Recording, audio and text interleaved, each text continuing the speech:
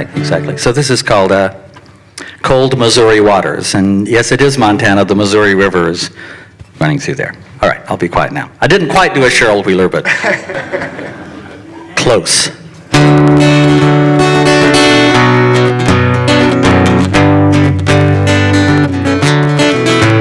My name is Dodge, then you know that, 'cause it's written on the chart there at the foot end of the bed. Well, they think I'm blind, but I can't read it. But I've read it every word, and every word it says is death.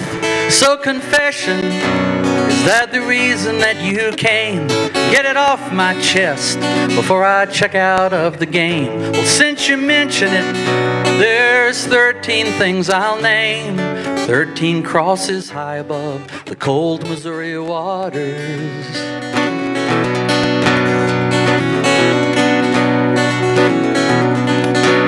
August 49, North Montana. The hottest day on record, and the forest tender dry. Lightning strikes in the mountains. I was crew chief at the jump base. I prepared the boys to fly. I picked the drop zone. C-47 comes in low. Feel the tap on your leg that tells you go. See the circle of the fire down below. 15 of us jumped above the cold Missouri water.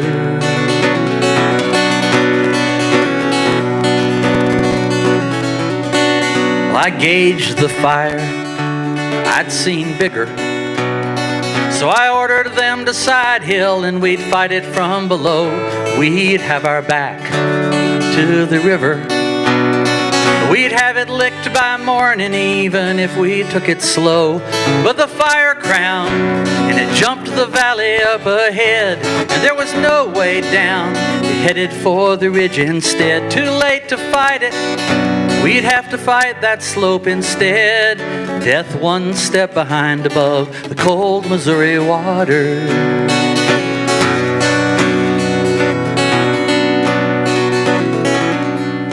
Sky turned red, smoke was boiling. 200 yards to safety, death was 50 yards behind. I don't know why, I just thought it. I struck a match to waist-high grass, running out of time. Tried to tell them to step into this fire I've set. We can make it, this is the only chance we'll get. But they cursed me, they ran for the rocks above instead, and I lay face down and prayed above the cold Missouri water.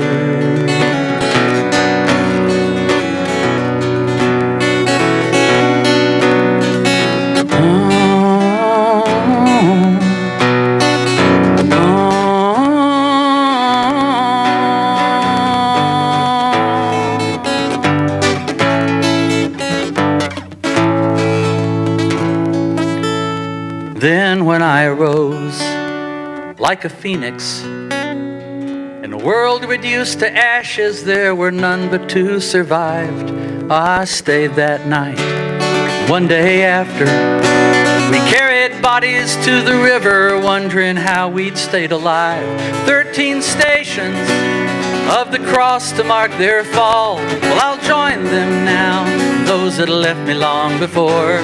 I'll join them now, those that I could not save. 13 crosses high above the cold Missouri waters. 13 crosses high above the cold Missouri shore.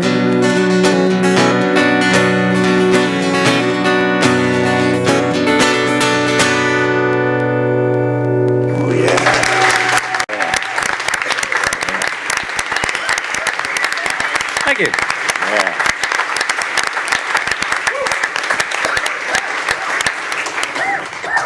Do you like it how Jim Taylor always sings a song that brings our spirits up? You know, it's just really... Appreciate that, Jim. Everybody dance. I just feel so pumped now. I don't know. It's just I invite you to hear these ancient words. Woe to those who are at ease in Zion, those who feel secure on Mount Samaria. Alas for those who lie on beds of ivory and lounge on their couches and eat lambs from the flock and calves from the stall, who sing idle songs to the sound of the harp and like David improvise on instruments of music, who drink wine from bowls and anoint themselves with the finest oils, but are not grieved over the ruin of Joseph. Therefore they shall now be the first to go into exile, and the revelry of the loungers shall pass away. There was a rich man who was dressed in purple and fine linen and who feasted sumptuously every day. And at his gate lay a poor man named Lazarus, covered with sores, who longed to satisfy his hunger with that which fell from the rich man's table. Even the dogs would come and lick his sores. The poor man died and was carried away by the angels to be with Abraham. The rich man also died and was buried. In Hades, where he was being tormented, he looked up and saw Abraham far away with Lazarus by his side. He called out, "Father Abraham, have mercy on me and send Lazarus to dip the tip of his finger in water and cool my tongue, for I'm in agony in these flames." But Abraham said, "Child, remember that during your lifetime you received your good things, and Lazarus in like manner evil things. Now he is comforted here, and you are in agony. Besides all this, between you and us a great chasm has been fixed, so that those who might want to pass from here to you cannot do so, and no one can cross from there to us." He said, "Then, Father, I beg you to send him to my father's house, for I have 5 brothers, that I may warn them, so that they will not also come into this place of torment." Abraham replied, "They have Moses and the prophets. They should listen to them." He said, "No, Father Abraham, but if someone goes to them from the dead, they will repent." He said to him, "If they do not listen to Moses and the prophets, neither will they be convinced, even if someone rises from the dead." Sing the greatest song, stand on a star and blaze a trail of love. Let the rivers run, let all the dreamers wake the nations. Come, the new Jerusalem, let's stand and sing a song of peace. Deep peace of the running wave to you, deep peace of the glowing air to you, deep peace of the quiet earth to you, moon and stars for their healing light. I invite you to share God's peace with those around you. Amen.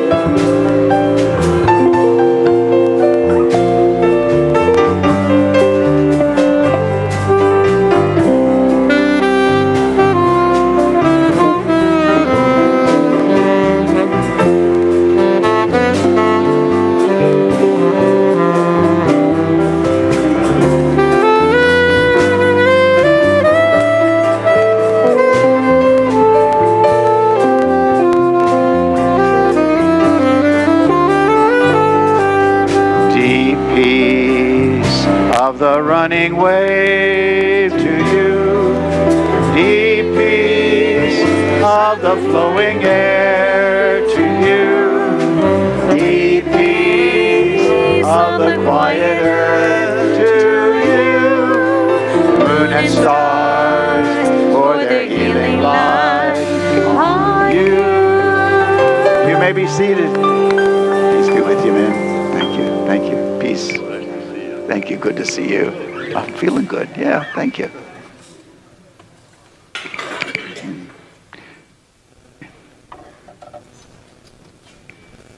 Here we go.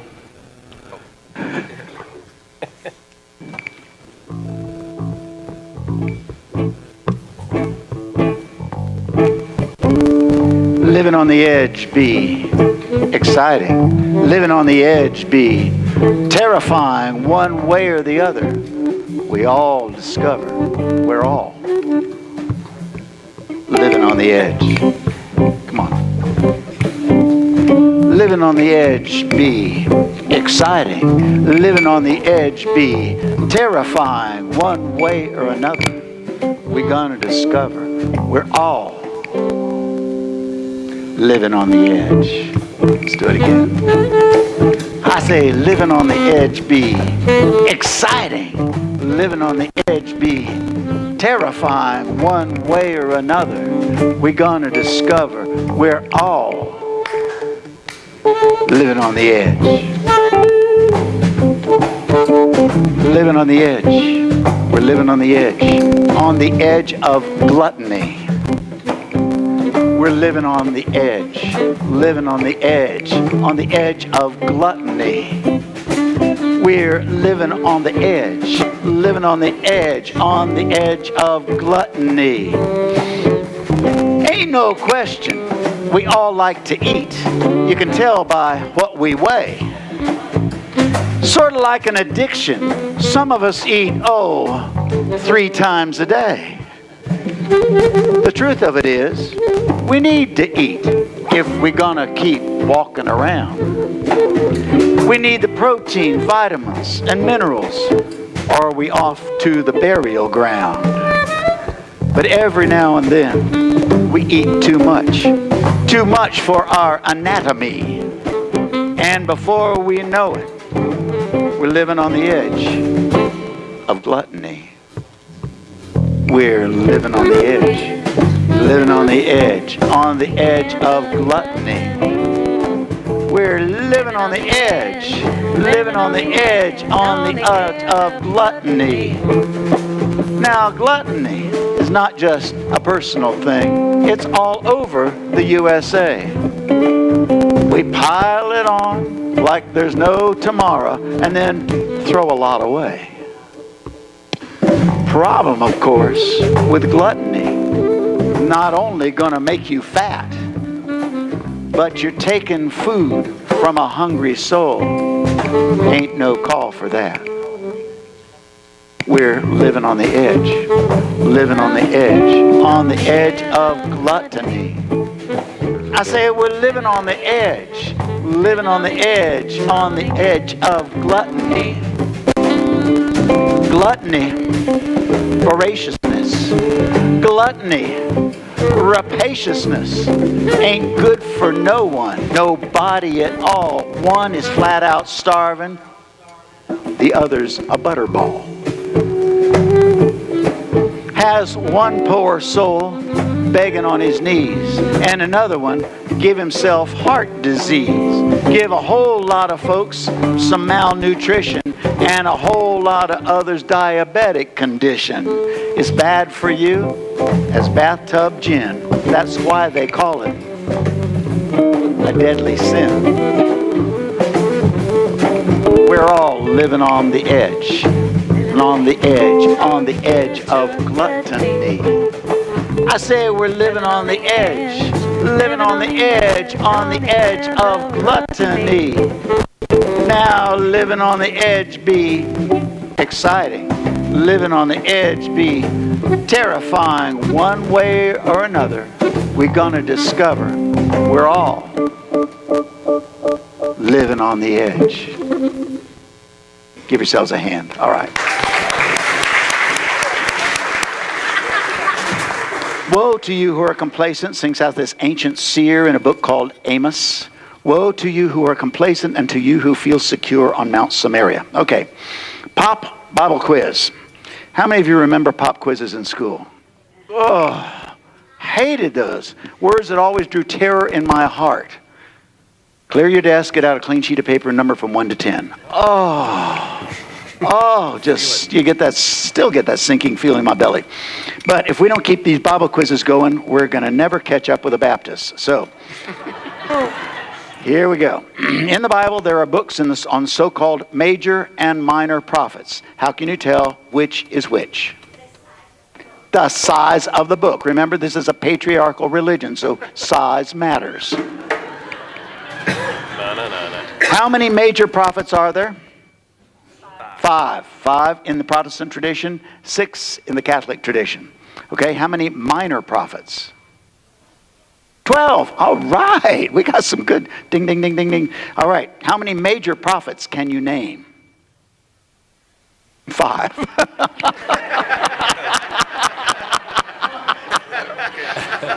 Next question. Now, all right, can you name the major prophets? How's that? All right, what? Isaiah. Daniel. Jeremiah, Daniel. Lamentations. Lamentations. Saw the wheel way up in the middle of the air. Ezekiel, good. All right. Catholics also have Baruch. Say it. Baruch. Baruch. Wonderful word. Extra credit. What does Baruch mean in Hebrew? Excuse me? Blessed. All right. We got all kinds of good stuff. As in Baruch atah Adonai Eloheinu. Could we have that one? Bingo. Could we have that slide? There we go. Say it together. Baruch atah Adonai Eloheinu. That's right. And it means blessed art thou, O Lord our God. We're doing pretty dang good. All right. Not bad. We're getting ready for them Baptists. Here we are. So is Amos a major or minor prophet? Minor. Good job. Woe to you who are complacent and to you who feel secure on Mount Samaria. You lie on beds adorned with ivory and lounge on your couches. You dine on choice lambs and fattened calves. You strum away on the harps like David and improvise on musical instruments. You drink wine by the bowlful and use your finest lotions, but you do not grieve over the ruin of Joseph. That is, you do not grieve over the ruin of your people, of your community, of your city. You do not grieve over the ruin that is happening all around you. Therefore, you will be the first to go into exile. Your feasting and lounging will end. And what Amos is spouting here is pretty much the message of all the prophets, and that is this. Being a hoggy piggy don't sit well with you-know-who. That's the message. In the scriptures, God is all about balance, and hoggy piggies upset the balance. According to Fortune magazine, the top CEOs in this country earn more in 2 days than the average worker earns in a year. The average worker in the United States. In 2017, the average CEO received $18.9 million in compensation for 1 year. That's up from $15.6 million in 2016. Since 1978 and adjusted for inflation, American workers have seen an 11.2% increase in compensation. During that same period, CEOs have seen a 937% increase in earnings. The problem is not with CEOs. No, the problem is the system. Our system that has thrown the economy way out of balance and has thrown this country, therefore, way out of balance, which is what these ancient prophets were saying, which is what Jesus was teaching with his story of Lazarus. And the message is this. Gluttony ain't good for nobody. Gluttony ain't good for nobody. Last week we were all about greed. This week it's gluttony, both on the deadly sins list. All right, the deadly sins, let's say them together. Where are the deadly sins here? There we go. Let's say the deadly sins. Pride, greed, lust, envy, gluttony, wrath, and sloth. There they are. Not just wicked, not just corrupt, not immoral, or even depraved. No, these puppies are deadly. Deadly. That's badass. Now, curious, however, that none of these deadly depravities can be easily pegged. Not like murder. Murder can be pegged. There's somebody missing. Stealing. Something's gone missing. There's adultery. Been some fooling around. Lying. Truth has taken a vacation. Those are very clear, one of those sins, but none of those obvious transgressions appear in the deadly list. Do you notice that? Because those, pride, greed, lust, envy, gluttony, wrath, and sloth, are slippery little boogers. Slippery little boogers. Can't really nail them down. So have I been envious this week? Maybe. Maybe not. Have I been slothful this week? Oh, well. Could be, possibly. Have I been prideful? No. Have I been lustful? Yeah, I've been lustful. Yeah, I've been, yeah. Truth is, a lot of us live closer to the edge of gluttony than we would like to admit. A whole heap of us heap our plates with food, comfort, privilege, clothes, possessions, far more than we need or could even use. According to the U.S. Department of Agriculture study, every year, we U.S. citizens throw away 31% of our food supply. 31% of our food supply, and we're not alone. Another word for developed nations might be gluttonous nations. Gandhi wrote, "The world has enough for everyone's need, but not for everyone's greed." Gluttony just might bring us all down. With that in mind, let's sing a little Jimmy Buffett.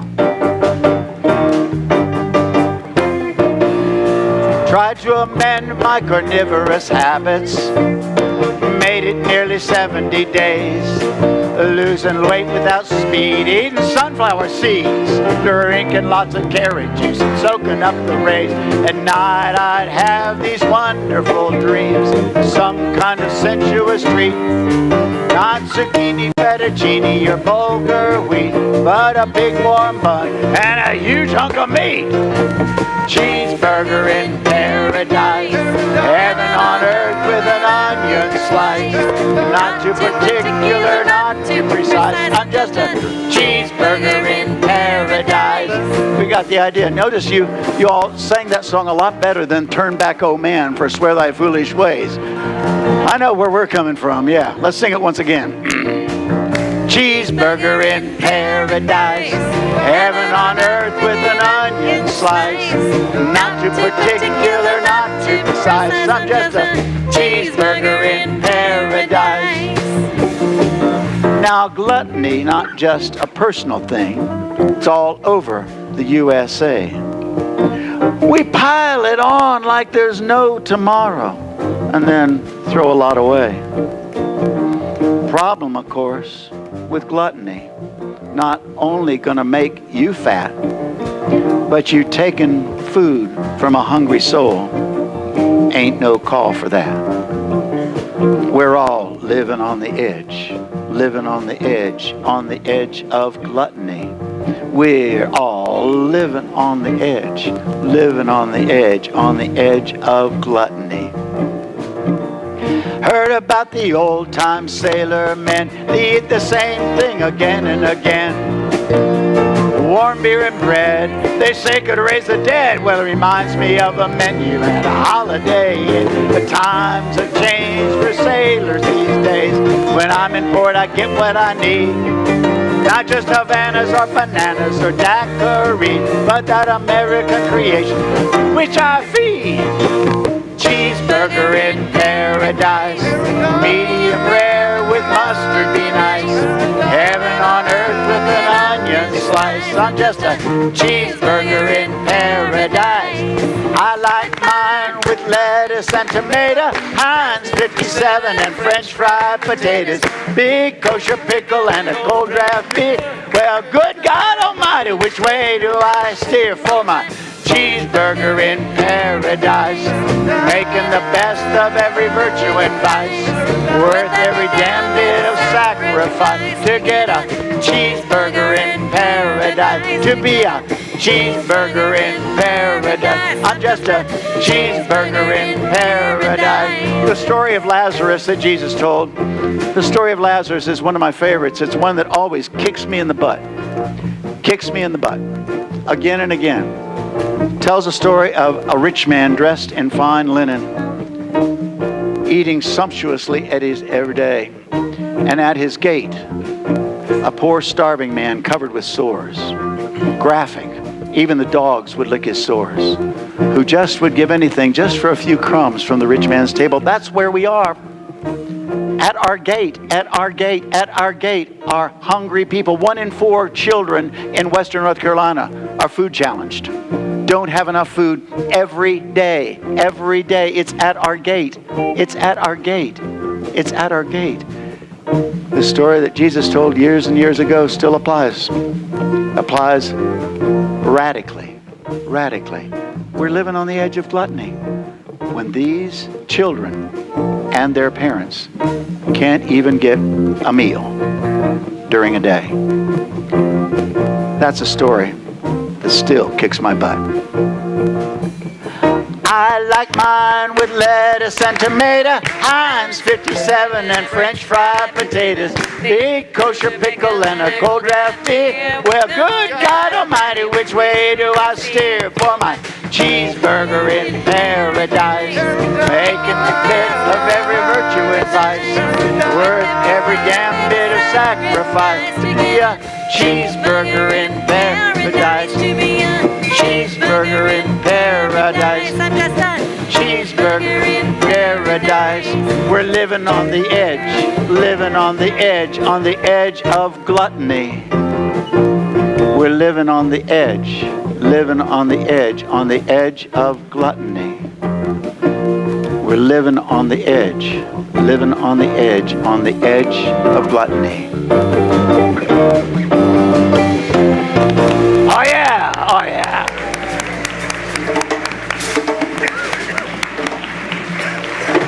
Let's get those bowls going around. While they're going around, let me tell you what Jay Jocelyn's doing. He's not here with us today. Jay Jocelyn is an ordained Jubilee minister, and he is a chaplain working right now with the folks who have gone through the horror of the last hurricane, who have lost everything, been without homes for weeks now. And he's working with these folks to help get their spirits, get their emotional well-being back in place, because they have to start over from scratch. So Jay Jocelyn is doing a good thing. Let's give him a big old hand just to know what he's doing. Yeah. And that is all volunteer work. He's not getting paid a penny for that. So we're very happy that he can do that. So be a part of that. And if you want to sign up for the boat trip, do that. We 26 people, and Daniel and I are going to lead a Jubilee celebration on the boat while we sail into the sunset and back, I hope. But it's a beautiful ship. Yep. And mahogany and teak and polished brass. 3-master, tall ship, great one. So you're going to enjoy it. I believe that's everything. Let's stand and dedicate our gifts. We are here. We are here for all of us. We are here for all of us. That's why we are here. Why we are here. We are here. We are here for all of us. We are here for all of us. That's why we are here. Why we are here. We are here. Let's hold hands in a circle, send ourselves out into this week. I invite you just to be aware of how on the edge we live with gluttony. And there are things that each of us can do. Not only gorge less, but share more. These things I warmly wish for you, someone to love, some work to do, a bit of sun, a bit of cheer, and a guardian angel always near. Let's sing it again. These things I warmly wish for you, someone to love, some work to do, a bit of sun, a bit of cheer, and a guardian angel always near. Oh yeah! Oh yeah!